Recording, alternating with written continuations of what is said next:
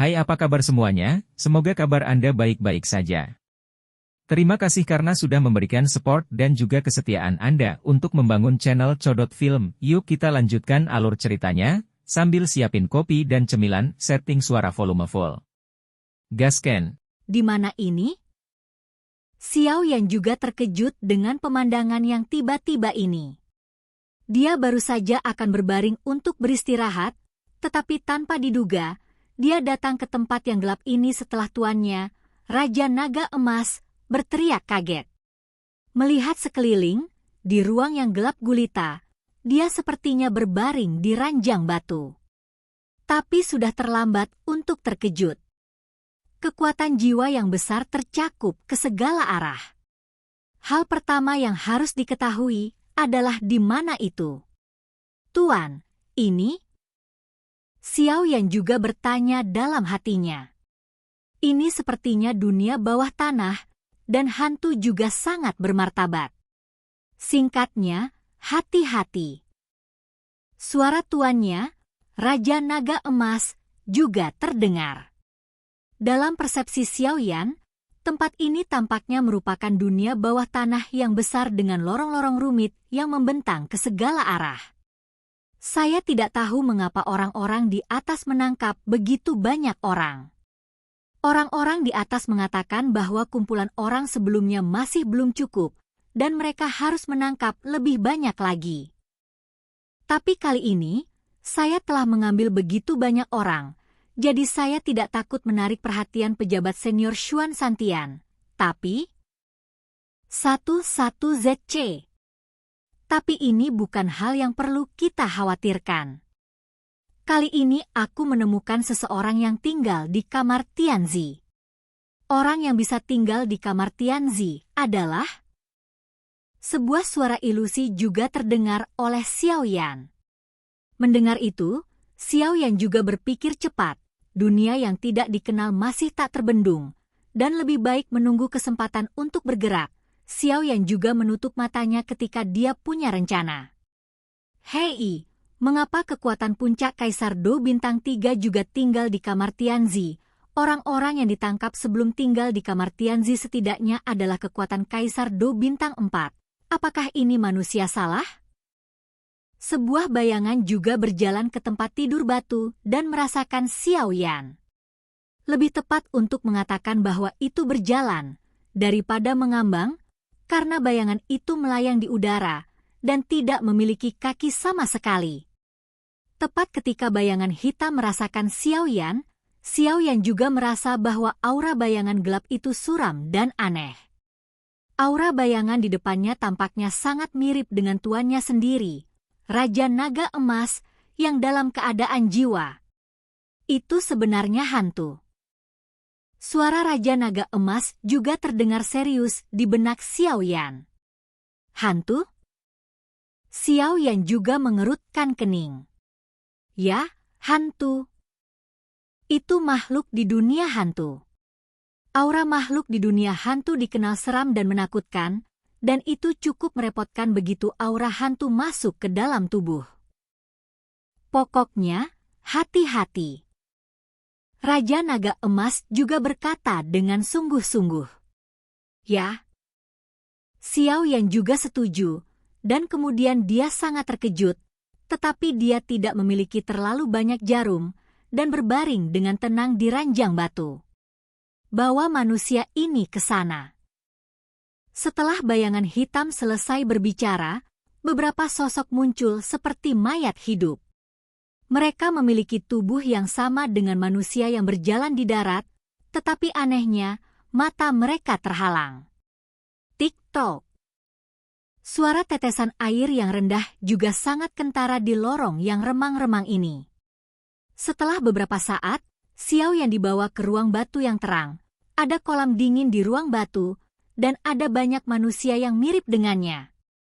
Mengapa dia ada di sini juga? Xiao Yan dengan lembut diturunkan, dan kekuatan jiwa besar telah dia menyelidiki sejak dia datang ke sini, dan menemukan bahwa ada seorang pendeta Tao kecil mengenakan jubah Tao di sampingnya. Itu adalah orang yang dia temui di kedai teh sebelumnya, Sepertinya namanya adalah Mu Feng. Bocah berjubah Dao itu juga sepertinya menemukan orang lain di sampingnya. Segera, dia menggerakkan jari-jarinya. Begitu ada cahaya redup, cahaya itu terbang ke arah Xiao Yan dari jari-jarinya. Kamu juga mengatakan, sangat berbahaya di sini. Sebuah cahaya kecil datang ke Xiao Yan, dan sebuah suara juga muncul di benak Xiao Yan. Sungguh menakjubkan membawa suara dengan kekuatan. Xiao Yan terlalu sibuk untuk kagum, dan kemudian seberkas cahaya samar-samar bergerak ke arah Mu Feng. Aku tidak tahu mengapa aku datang ke sini saat aku masih tidur di tempat tidur. Xiao Yan juga mengatakan maksudnya. Tunggu sebentar, aku akan membawamu pergi. Mu Feng juga dengan percaya diri menyampaikan pesan itu kepada Xiao Yan. Xiao Yan tidak terus mengirimkan informasi setelah menerima informasi, lagi pula jika ditemukan. Bagaimana persiapannya? Tidak lama kemudian, sosok bayangan juga berkata di Hanci. Dengan orang-orang ini, ada total 100 orang, jadi seharusnya baik-baik saja. Ada suara yang datang entah dari mana, tetapi juga hormat. Hai manusia, kali ini saya akan memberitahu Anda nama dunia hantu kami. Hahaha. Aura hantu sosok yang berdiri di samping Hanci juga menjadi semakin kuat, dan di bawah persepsi Xiao Yan, kekuatan sosok hitam ini tampaknya kurang dari Hudulai. Bayangan itu tinggal sebentar, lalu meninggalkan ruang batu, dan seluruh ruang batu kembali sunyi. Ayo pergi. Ketika saya mendengar Xiao Yan, saya segera bangun, dan Mu Feng juga bangun setelah selesai berbicara. Sial, apa ini? Xiao Yan datang ke pintu kamar batu, tetapi menemukan bahwa ada kekuatan tak terlihat yang menghalangi tempat ini, dan dia tidak bisa keluar. Lihat saya. Yin dan Yang dan 5 elemen, semuanya bersatu. Tersembunyi.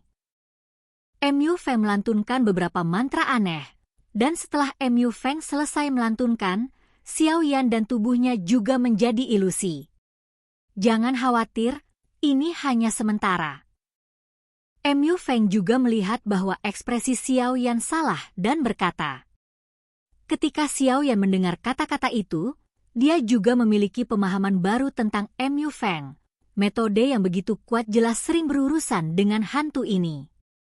Setelah melakukan semua ini, Mu Feng juga berjalan perlahan ke kolam yang dingin dan melihat tempat itu dengan hati-hati.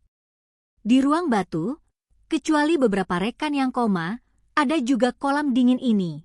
Kolam dingin itu tidak besar, hanya berdiameter sekitar zhang, airnya gelap dan terlihat sangat dalam. Xiao yang berdiri di tepi kolam WWM Tonovel, diam-diam memandangi air, dan tiba-tiba bertanya, tidakkah menurutmu ada yang aneh dengan kolam dingin ini? Mendengar ini, Mu Feng menjadi tenang dan menatap Hanci, seolah memikirkan sesuatu. Pada saat ini, Mu Feng mundur selangkah, dengan tangan di dadanya dengan sidik jari yang aneh, kakinya sedikit bergerak, dan dia mengatakan sesuatu dalam beberapa langkah. Setelah beberapa saat, dia tiba-tiba membuka mulutnya dan berkata, Yin dan Yang dan 5 elemen, alam semesta berubah, mata ajaib, buka. Ketika kata-kata itu jatuh, dia melihat 2 cahaya aneh keluar dari matanya, yang langsung melesat ke kolam dingin, yang sangat misterius. Mu Feng berkata dengan ekspresi terkejut, menurut hasil penyelidikan saya, aura suram dan hantu di dasar kolam ini sangat kuat. Tampaknya ada beberapa hantu kuat yang tersembunyi, jadi berhati-hatilah. Dan ada mata-mata air dingin di dasar kolam ini. Ada jimat batu giok di mata air, dan tampaknya beberapa retakan telah terbentuk. Melihat penampilan itu, saya khawatir itu disebabkan oleh penekanan ini. Hantu yang kuat, mungkin karena waktu yang lama, telah terkikis oleh energi hantu itu dan perlahan-lahan hancur. Xiao Yan mengerutkan kening ketika dia mendengar kata-kata itu. Dia juga mendeteksi situasi yang dikatakan Mu Feng di bawah persepsi kekuatan jiwa.